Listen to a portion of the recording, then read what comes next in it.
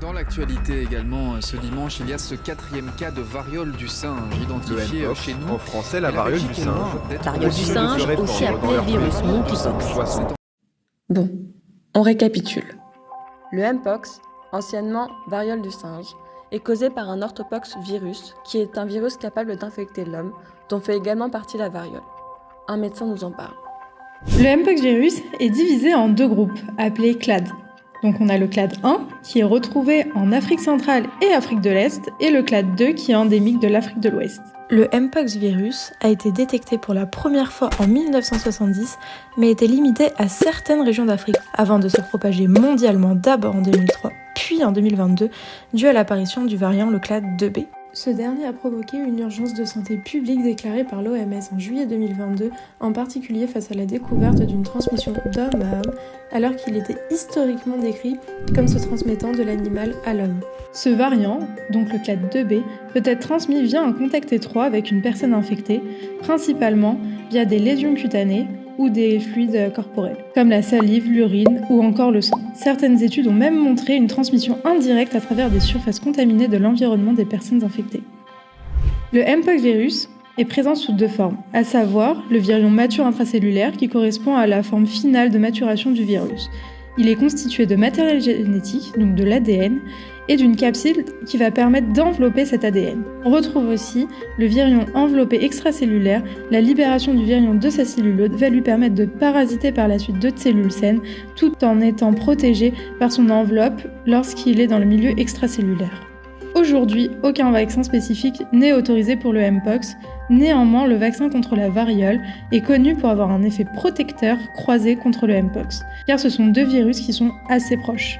Chez les patients vaccinés, à 1 ou 2 doses contre la variole, il a été montré qu'ils présentaient des faibles niveaux d'anticorps contre le mpox.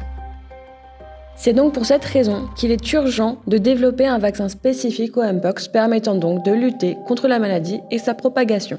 Une étude a été publiée dans Nature Communications en 2024 avec pour objectif de comprendre la dynamique de propagation virale et la réponse immunitaire chez des patients atteints. Une virologue nous en parle. Cette étude elle a été réalisée en Chine sur 77 hommes étant positifs pour le mpox, dont certains également positifs pour le VIH, donc le virus provoquant le sida. Les chercheurs ont confirmé la présence d'ADN du mpox virus dans des lésions cutanées des patients, majoritairement au niveau génital, périanal et du visage, mais aussi dans des fluides corporels et sur des surfaces contaminées dans l'environnement du patient. L'étude montre même que des endroits comme des sorties d'air conditionnées dans les chambres des patients contiennent des traces virales dans près de 70% des cas. Cela indique que le virus pourrait se transmettre par les voies respiratoires, même si ce n'est pas le mode de transmission principal. Les chercheurs ont donc prélevé près de 1000 échantillons de différentes parties du corps des patients et environ 1600 prélèvements d'objets et de surfaces autour des patients pour réaliser les analyses.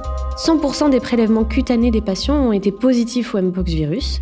De plus, ils ont constaté que le rectum et la salive jouent aussi un rôle important. En fait, le virus atteint son pic dans ces zones tout au début de symptômes pour le rectum et vers le 6e jour pour les lésions cutanées et la salive. L'étude révèle également que près de 53% des prélèvements environnementaux étaient positifs. Cela inclut des objets du quotidien comme les oreillers, des télécommandes et les vêtements.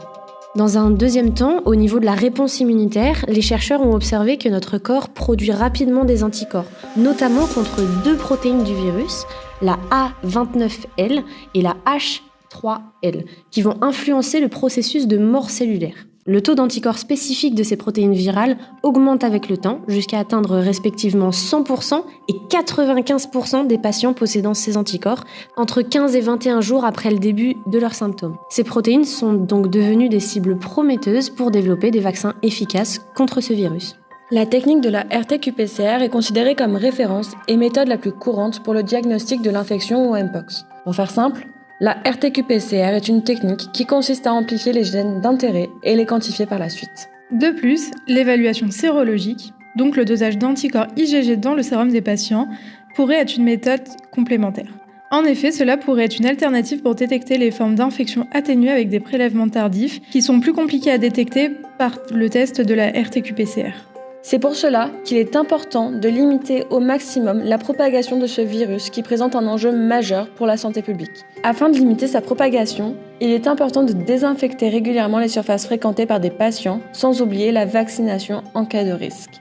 Cette étude a donc permis à la communauté scientifique de mieux comprendre la propagation du virus ainsi que la réaction de notre corps. Cela nous rapproche de solutions pour freiner sa transmission. Je vous remercie et n'hésitez pas à partager cette vidéo et à poser des questions en commentaire.